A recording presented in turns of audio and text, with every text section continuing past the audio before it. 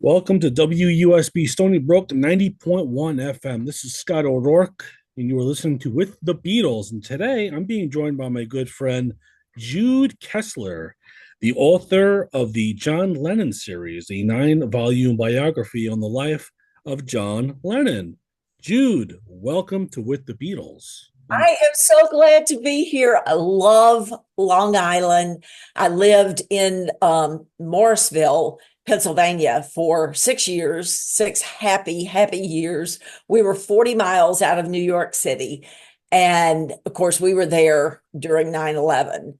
And that was a time, man. That was unforgettable. We're, 40 miles away. You think it wouldn't make a difference, but the pilot of the first plane lived actually about a street away in Yardley. And everything changed. It was amazing. But we used to go into the city all the time, take the train, go in, and our dream was we were going to retire in Long Island. Wow. That didn't happen. But I love Louisiana. I love LSU football. I am big time into the Bengals because Joe Burrow went to the Bengals. So I love Louisiana, but your area is gorgeous. You're not a Saints fan, I guess. Well, I mean, some of our LSU boys are there, and that's great. But Joe Burrow and Jamar Chase, it just doesn't get any better. That's cool. So anyway, before we hear about the books, let's hear more about your Beatle fandom. How did you get into the Beatles, and and I know from your books, John is your favorite Beatle, I would assume. So Without a doubt. let's hear the story. Let's hear how you got into the Beatles and John Lennon. So it was December of 1963, and I went to school, elementary school, got off the bus, and three girls were waiting for me.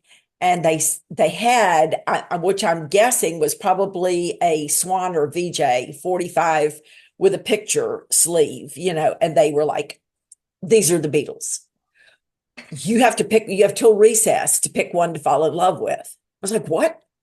I was this kind of nerdy kid that I worked in the library before school, that kid. And I studied all the time and fall in love. And before recess, I've got 2 hours to fall in love. And so I was like, "What do you mean?" And they're like, "Oh, everybody loves them. They're just, it's just wonderful." And you've got, yes. I was like, "Okay." So I said, "Well, can I have that record to look at?" So I put it on my desk, and at recess, I said, I guess I picked this guy right here. Well, it was George. And they went, "Oh, oh." And I was like, "Well, what is wrong with that guy?" And they're like, "That's not who we thought you would pick." So I said, "Well, can I think about it overnight?" So I went home, and being the researcher that I am, I called their sisters, their older sisters, and said, "Look, tell me about these Beatles." And from one, I learned that John had formed the band, that it was really his band. From another one, I learned that he was what they called the smart Beatle, and that he actually liked to write, and he was an artist, and he went to, I said, "Okay." So the next day I went back and said, "I've changed. It's John."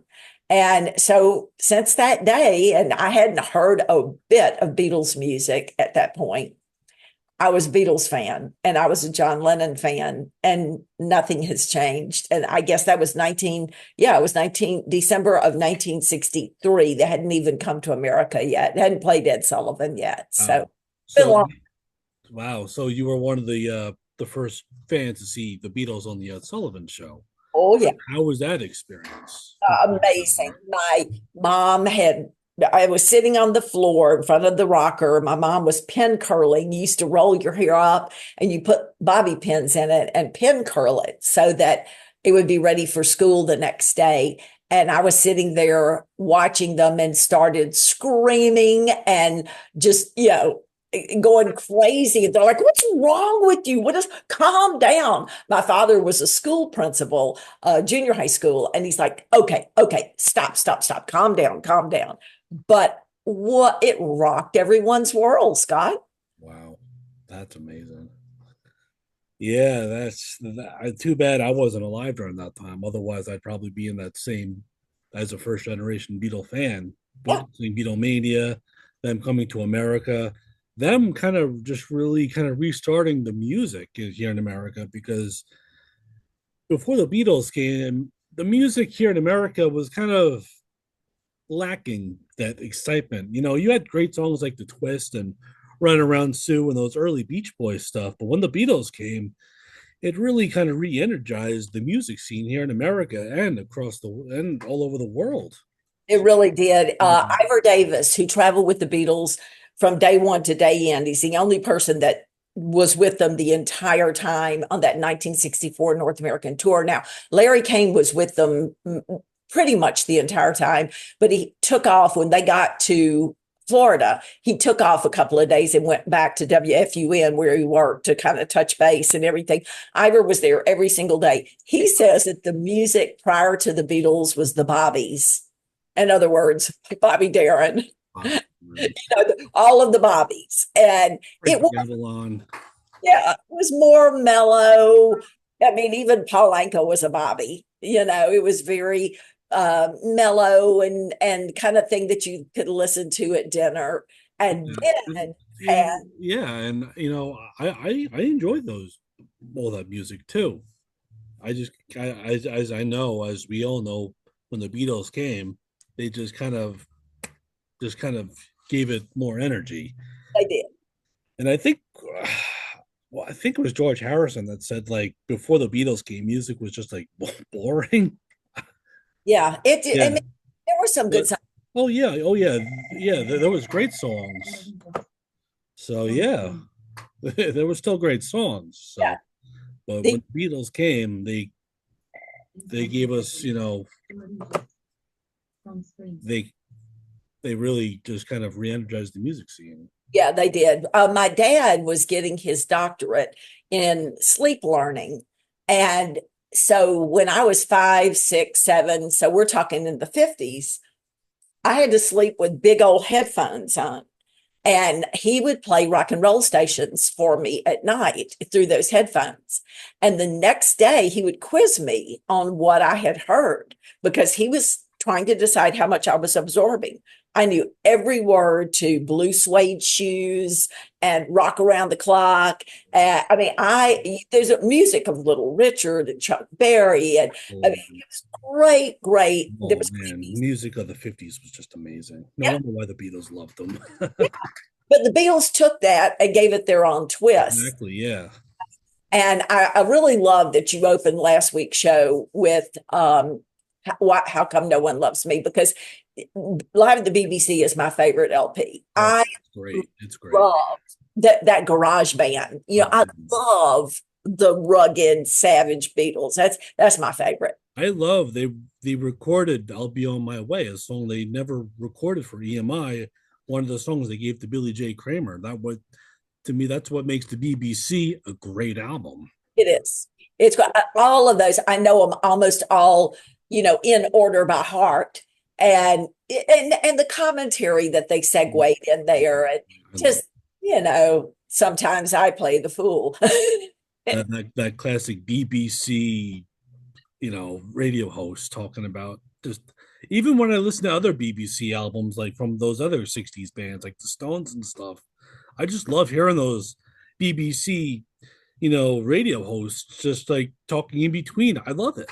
Yeah, the James Mason impersonation, and La la la la.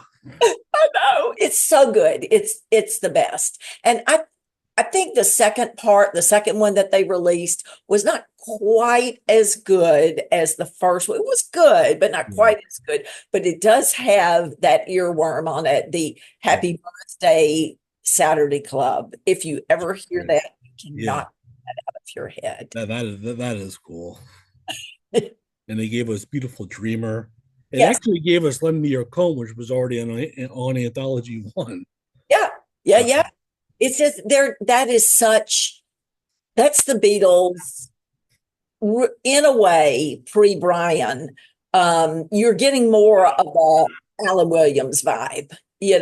where they were throwing sandwiches at the audience. And the very first time that I was in the Cavern Club was 1993, and it was not polished. It was not what it is now.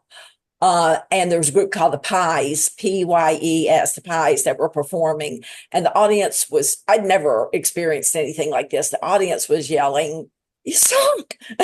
And the Pies were screaming back at them. You know what they were screaming at them. And I was like, oh my gosh. Well, then I figured out that's Liverpool. That was Liverpool in the 1990s because we went to the Empire Theater to see the Buddy Holly show on stage. And the people next to me got up and started dancing in the aisles. Oh, wow. That's cool. That's just Liverpool. Liverpool. Yeah, that's it. I've actually, I haven't been to England yet, but I'll make it there eventually. I'll make it there someday.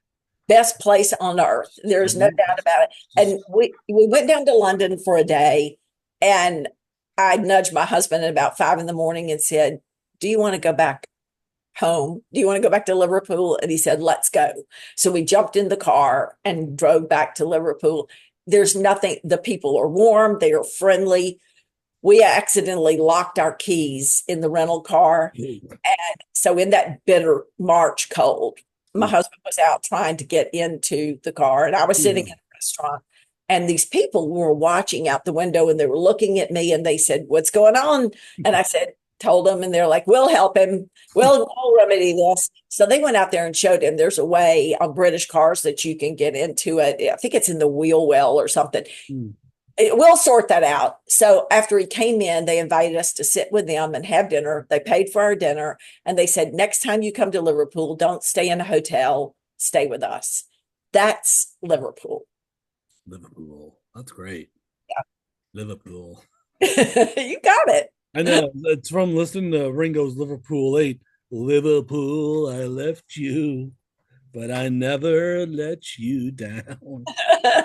But whenever I hear Liverpool, I have to do my Liverpoolian accents. Yeah, have you heard the audiobook or any of the audiobook of She Loves You that Scott McKinley did? No, unfortunately not yet. Oh my gosh. I can't listen to it to fall asleep. A lot of audiobooks you can listen to, but I'm like awake. He has all the voices. It was a real challenge because there are 183 real people in that book. And he had to do, of course, all of the Beatles. Oh, wow. Spot on. Brian, Neil Aspinall, Mal, Sid Bernstein. Oh my gosh, Ed Sullivan, Trini Lopez, George Martin. Yes, yes. I can do a little bit of them. Yes, exactly. It is it's just amazing. I can't do any voices of anyone, so I don't know how you do it.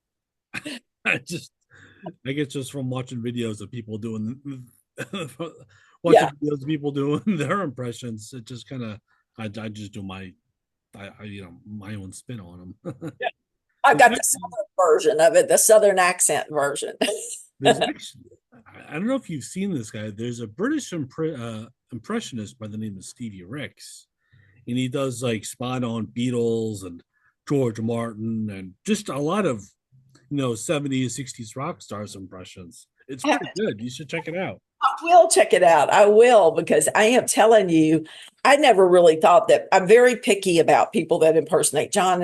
And in the last, I would say probably 8 or 9 years, a lot of the impersonators have started acting like he was like just a clown. Like they all do the stomping and the scratching the sideburns. Like, come on, people. John was a very snarky, serious person. He was not a clown by any stretch of the imagination. Yeah. So when I heard Scott do John for the first time, I was expecting the worst. I thought, no way this guy's going to be able to do this.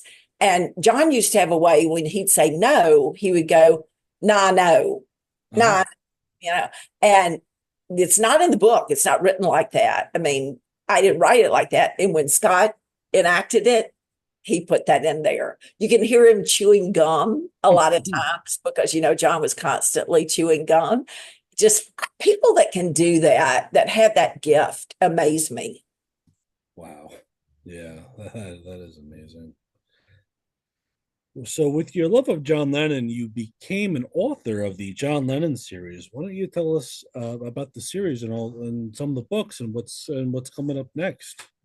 Okay, it's as you said, it is going to be a 9 volume series. It will actually be 10 books because I had to split volume 5 into 2 books. Okay. One, I didn't want anyone to sue me for carpal tunnel. And two, it was taking too long to write because 1965, will this be on audio or video? Our interview. It's gonna be on audio. Just Okay, well, for those of you listening, the first book, which is of 1965, was Shades of Life Part One. It's 816 pages long for the first 8 months of 1965. And I said, I got to stop and let people read those first 800 pages while I work on the next part. So the new book, which is part 2 of 1965, Shades of Life Part 2, Ken Womack said, you cannot call it Shades of Life Part 2 because it's going to be confusing to people which book to buy. So you got to give it its own title. You can still call it Shades of Life Part 2, but you got to give it its own title.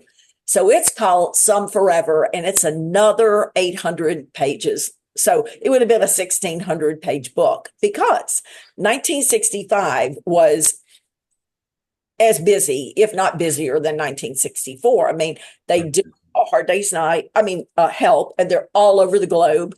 They're in the Cynthia, Bahamas, they're in Switzerland, they're Bowl, eventually, uh, all that stuff. Yeah.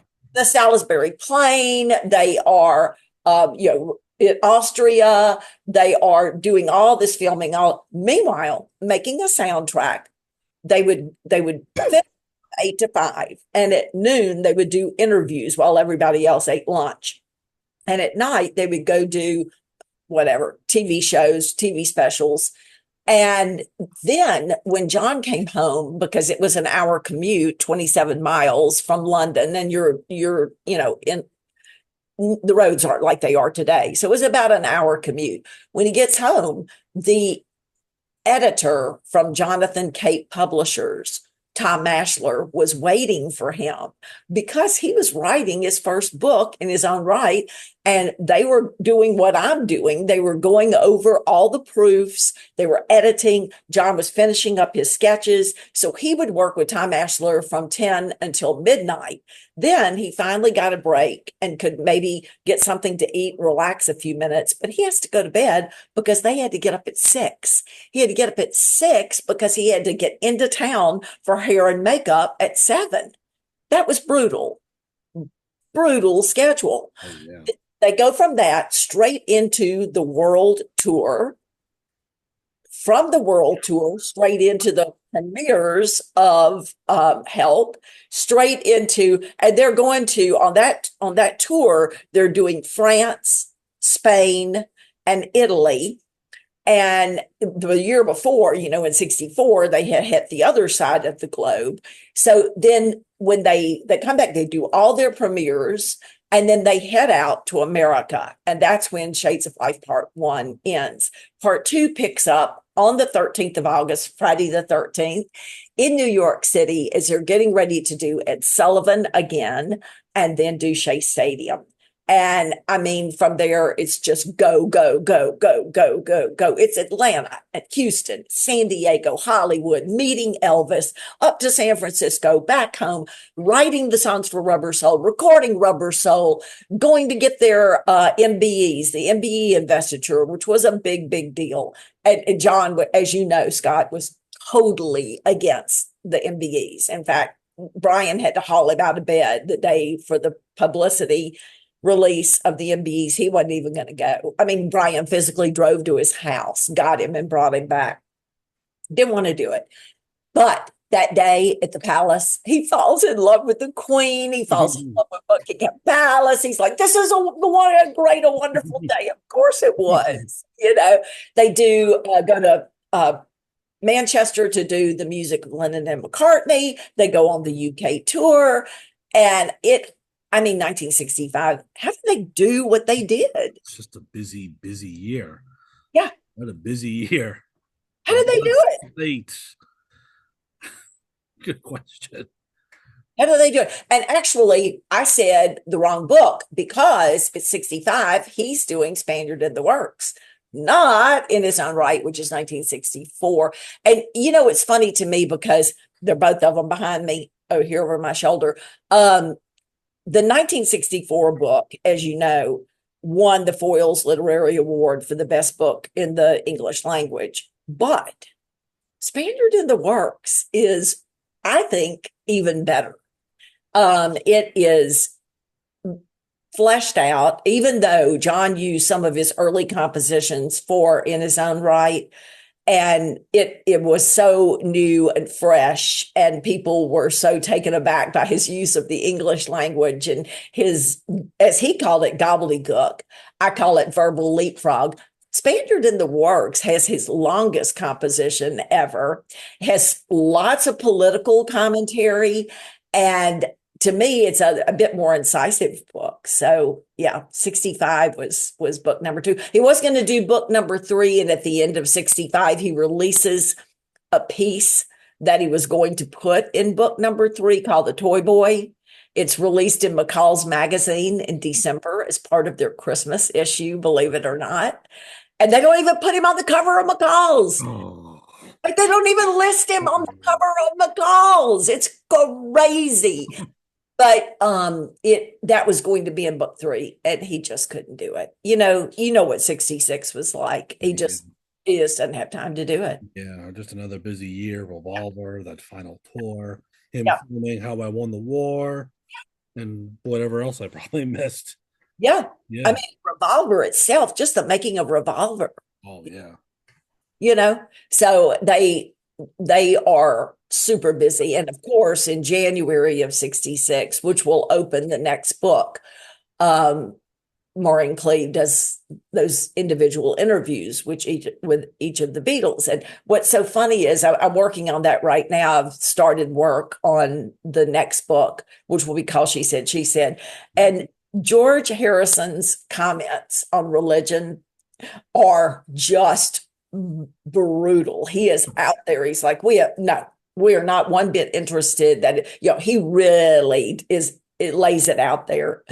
John makes a comment that's about, short to the point, but it's the one that's picked up by Datebook magazine. And it's the one that everyone remembers. And George's comments are a lot more stringent, but because John's were put into Datebook magazine, it became a big brouhaha, and the Beatle burnings and the Beatle bans and Even Jesus controversy.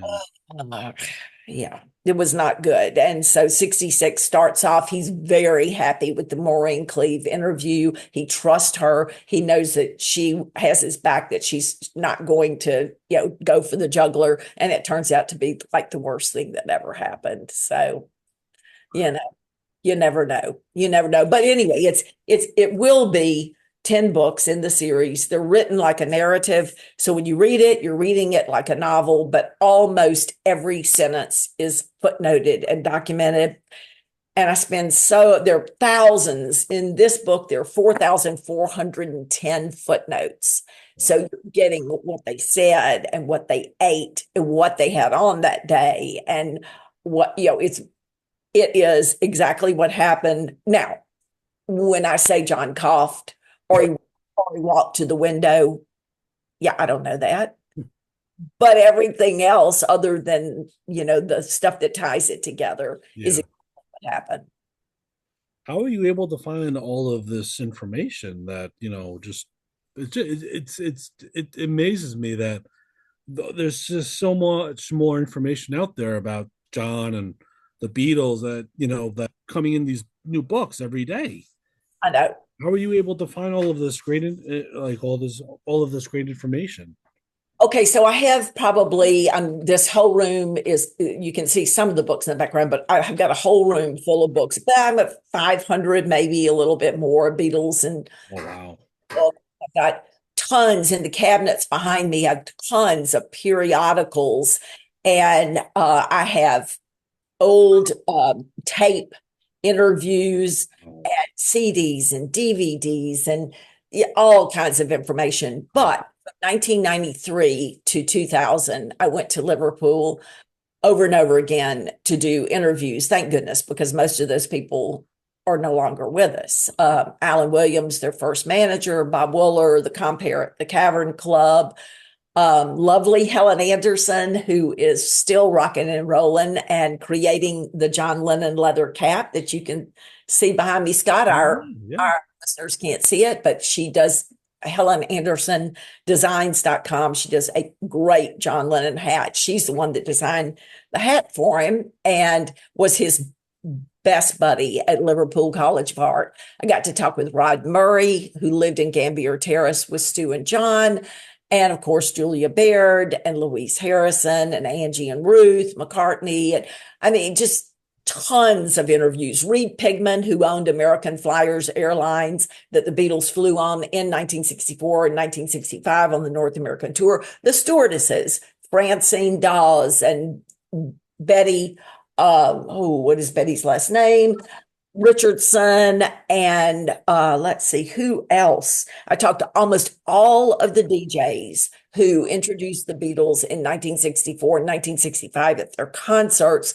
The only person that I didn't get to talk to was Bob Eubanks, but Bob was at the Fest for Beatles fans like 8 or 9 years ago and spoke. So I sat on the front row and took copious notes. So I've just been really blessed to be able to interview Larry Kane and Art Schreiber, and Ivor Davis is a good friend of mine. And it's just a lot of work. I never stop working. Wow. Not ever. Are these books only focusing on John's life as a Beatle, or does it go beyond 1970? It will go beyond 1970. It's going to go all the way up to 1980, hopefully. Wow. Okay, Uh, cool. and of course, all of the Beatles are in the book. It's not just John. I mean, it's all of them. And I have to remind myself to focus on John because you get caught up. Pretty soon you're telling everybody's story, and it becomes more the Beatles. So I have to remind myself, wait a minute, this is John's version of events. So you have to bring it back to John because when they're in the recording studio, it's very much all of them. When they're on tour, it's all of them.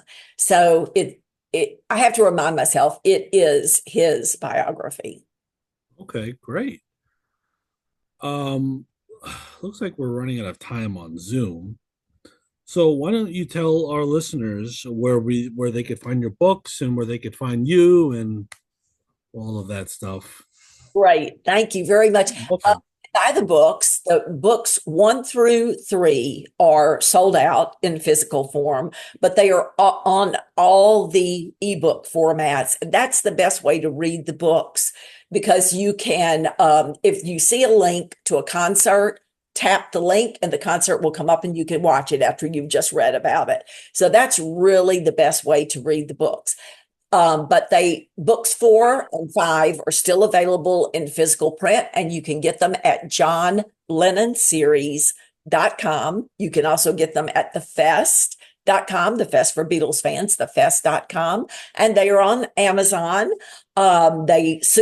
The next book is going to be published by Amazon, KDB Publishing. We're working on that right now.